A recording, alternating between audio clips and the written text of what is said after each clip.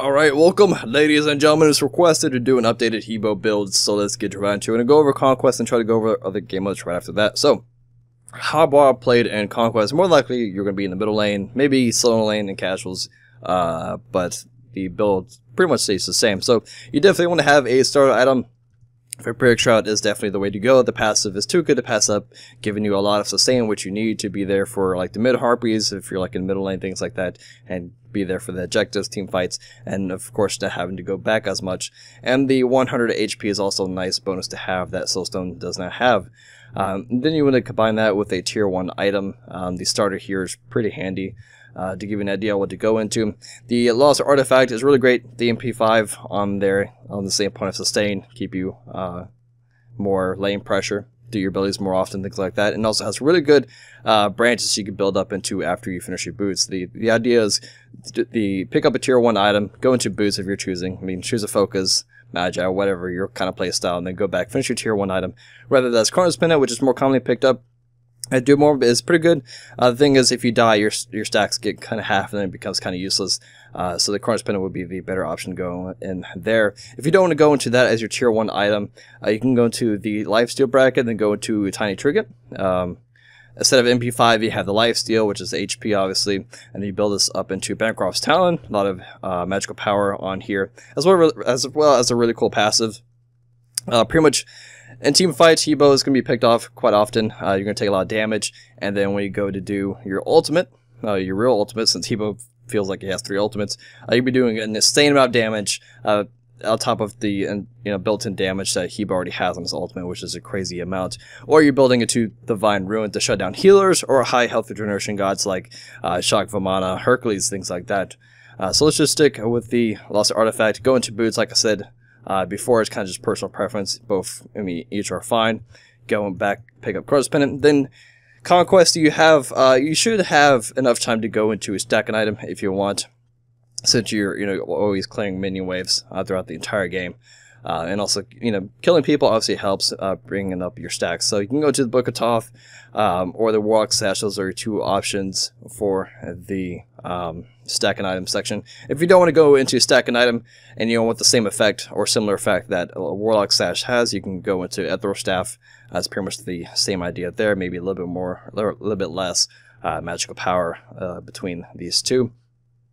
Let's just stick with Book of Thoth now, and then you can go into Obsidian Shard as your penetration item. I mean, you can, I guess, do the Spear of Magus, since it's only 2 stacks. I mean, you can do the old 3-in-1 combo really fast to apply the stacks, and ultimate right after that to get the full benefit from it. But the Obsidian Shard may be a little bit better to pick up as rather than the Spear of Magus. And then the current meta, like, mages don't really last as long as they used to, I feel. So at this point, like, you could pick up Rod Tahuti as your 5th or 6th item slot. So let's just go ahead and pick that up. Then you can go back.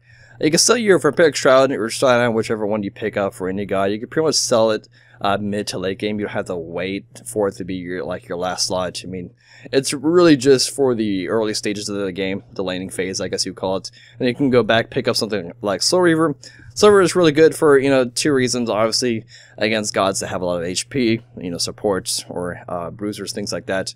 And also, it's really good if you have the Book of Thoth stack an item already. Book of Thoth, basically what it does, you build up stacks. Each stack gives you mana. It turns a certain percentage of your mana into magical power. So if you go into the Soul Reaver later on, that gives you 300 mana. Boom, that's extra magical power for the Book of Thoth passive to activate, and then giving you overall a lot of magical power. Now, going into actives before I go into other builds, actives are always situational. A really good one that you always want to have if you're having trouble with crowd control effects, which is most gods have CCs, is picking up greater purification beads. If you want to go the aggressive route, I see this in the Smite Pro League for like middle lane mage players, is picking up some type of blink, like whether if it's tier 1, tier any tier of blink, and pretty much go in for the aggressive blink and then ultimate, things like that. Take an enemy by surprise or over the jungle walls, something like that. But that's if you want to get really fancy with that. Now going into other builds. Pretty much it's similar for other game modes, except, no stacking items. Stacking items are not the best in other game modes. especially like Assault, because you can't even pick up, stacking items. So, like, things for Assault, you definitely want to go into Crunchman as your first item, then go into Boots, Penetration, Rod to Hoodie, Soul Reaver, things like that.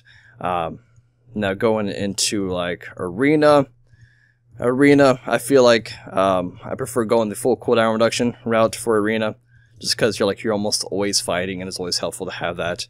You go into, like, your Boots, cooldown reduction, Penetration. If you're going to go for these heavy hitter damage items like Rod to Hoodie, Soul Reaver, you definitely want to pick it up as your 5th and 6th item slot, or rather 4th and 5th, sorry. Just for the fact that the casual game modes, they typically don't last too long. So if you are going to pick up Rod to Hoodie or Soul Reaver, things like that, you definitely want to pick it up in these 2 slots here. And then your last item slot is pretty much like whatever you wanted to pick up before. You didn't really feel like it, like Baroncroft Sound, something like that. Defensive items, like they've really upped their recommendation section here, so these are pretty good. It's just okay, when should I pick it up? That's the only thing it doesn't really show you. It shows you like the core items, good damage items, things like that, but it doesn't really show you like when to pick it up, and that's pretty much what I just kind of showed you earlier. Defensive items, like Magic's Blessing, really good one.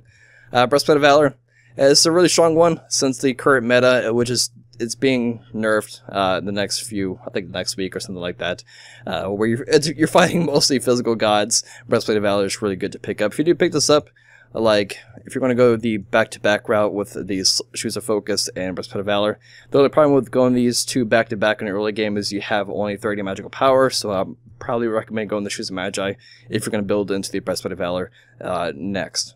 So that pretty much wraps up the build video. Hope this was helpful. If you have any more questions about Habwa, you can leave it in the comment section below, and I'll be sure to get to it. Yeah, thanks so much for watching. I'll see you guys next time. Peace.